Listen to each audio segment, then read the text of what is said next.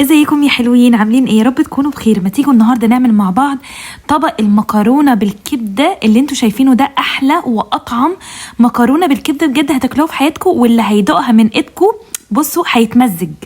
اول حاجه هنجيب حله هنحط فيها ميه سخنه، وبعد كده رشه من الملح، وكمان هننزل بقى عليها برشه من الزيت عشان المكرونه ما تعجنش معاكي. لو انت هتفضلي ايدك فيها سيبيها خلاص، مش لازم زيت. وهننزل بالمكرونه الصغيره اللي انتوا شايفينها دي. وانا هنا استخدمت مكرونه ايطاليانو، بحبها جدا وما بتعجنش معايا خالص. وهبتدي ان انا اقلب بالشكل ده واسيبها على النار من 10 دقايق لربع ساعه تستوي. لحد بقى ما المكرونه تستوي تعالوا بقى نعمل طاسه الكبده الجميله اللي بجد مش هتاكلوا زيها. وهنحط كده شويه من الزيت، يعني حطي حوالي 3 معالق كده حلوين من الزيت، 4 معالق. الكبده لما بتحط فيها زيت حلو او كميه زيت حلوه بتطلع حلوه جدا وبتطلع طريه وجوسي. وعندي نص كيلو من الكبده البقري، وممكن تستخدموا الكبده الجملي او الكبده الضاني زي ما انتم ما بتحبوا. اهم حاجه عشان الكبده تطلع معاكي طريه ومش عامله زي الكاوتش وناشفه كده في نفسها، اهم حاجه ان انت تنزليها على زيت سخن، وطاسه تكون سخنه جدا. ليه؟ عشان عايزاها تاخد صدمه، ومش عايزاها تنزل اي سوائل او اي دم فيها عشان تطلع معايا طريه جدا.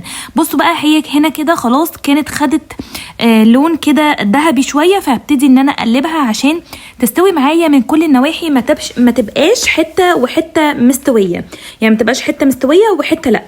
فهبتدي ان انا اقلبها كده بالشكل ده، وقلبوها بس ما تقلبوهاش كتير لحد كده ما تبتدي ان هي تلون معاكم شويه، مش تدخل يعني مش تستوي، لا تبقى لسه ما استوتش. هننزل بقى بالفلفل الاخضر اللي عندي انا. الفلفل اللي هنا فلفل بارد، لو انتوا عايزين تستخدموا فلفل حامي استخدموا مثلا قرنين من الفلفل البارد وقرن من الفلفل الحامي. وانا هنا ما وطيتش النار يا جماعه، لان الكبده ما بتاخدش على النار غير 10 دقايق. لو سبتيها على النار اكتر من كده فعلا هتبقى عامله معاكي زي الكاوتش بالظبط.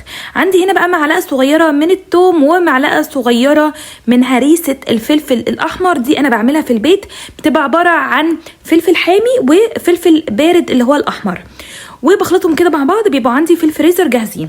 هنزل هنا بقى بايه؟ بشويه من الملح، والملح ده طبعا انت بتقيسيه بنظرك او بتدوقيه، لو حبيتي ان انت تزودي بتزودي. وكمان هبتدي ان انا انزل بشويه من الفلفل الاسود، رشه بسيطه جدا. شايفين النقطه اللي انا حطيتها؟ حاجه بسيطه لا تذكر يعني.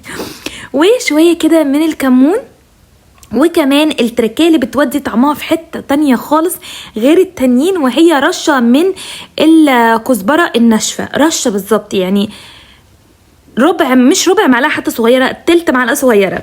هنا المكرونه كانت خلاص اتسلقت عندي وسواها حلو جدا، شايفين مفلفله ازاي؟ نفس الحله اللي سلقنا فيها المكرونه هنعمل فيها المكرونه، مش عايزين نعمل مواعين كتير. هننزل بشويه من الزيت ومعلقه كبيره من الصلصه او معلقه صغيره يعني حسب الكميه اللي انت عايزاها. وعندي هنا كيس طماطم انا مفرزاه يا جماعه، الحقوا نفسكم فرزوا الطماطم قبل رمضان. رمضان كريم عليكم، كل سنه وانتم طيبين. فالحقوا كده فرزوا الطماطم، خصوصا ان هي بتغلى في الصيف.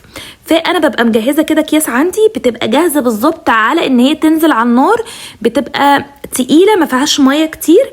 وهبتدي ان انا انزل بشويه من الملح وشويه من السكر، معلقه صغيره كده من السكر ممسوحه بتخلي المكرونه طعمها تحفه. ورشه من الفلفل الاسود، حوالي نص معلقه صغيره برضو من الفلفل الاسود، ونقلب كويس. وكمان رشه من البابريكا المدخنه، عايزين تستخدموا بابريكا عاديه استخدموا عادي، بس انا بحب البابريكا المدخنه جدا. وكمان حوالي نص معلقه صغيره من البصل البودر. انا المكرونه بتاعتي زي ما قلت لكم قبل كده ولا بحط فيها بصل ولا توم، بحط بصل بودر وبحط بابريكا مدخنه وملح وفلفل اسود فقط لا غير. بس كده خلاص. المكرونه هنا اتسلقت، هبتدي ان انا بقى قصدي المكرونه هنا اتصفت، هبتدي ان انا بقى انزلها على الصلصه، وهتاكلوا احلى شويه مكرونه مفلفلين مش معجنين خالص. وفي تركيبه بقى هقول لكم عليها دلوقتي حالا، وهي معلقه كده ممسوحه مش كبيره قوي يعني من السمن البلدي البقري بالاخص، وقلبوها كده في المكرونه.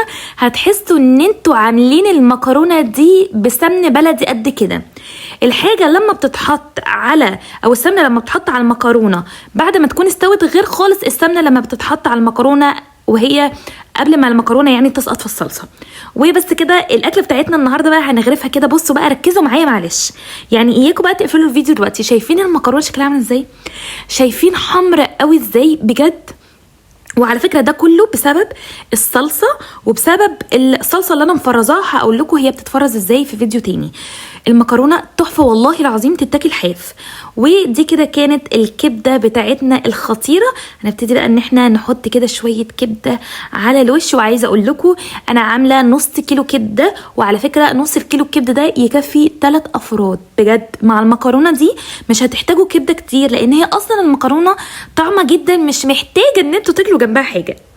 فهنحط بقى شويه كده من الكبده، يعني بصوا اهي ده كده طبق يكفي فرد، وباقي الكبده تكفي فردين كمان. وعايزه اقول لكم الاكله دي لو ما جربتوهاش فانتوا خسرانين كتير قوي قوي قوي. ولو انتوا اول مره تشوفوني يا ريت تعملوا اشتراك في القناه يا جماعه، عشان اول ما انزل فيديو يوصلكم على طول. وكمان لايك للفيديو ده، بقى عايزه لايكات كتيره قوي وكومنتات حلوه زيكم. واشوفكم الفيديو الجاي على خير، ورمضان كريم عليكم، وباي باي.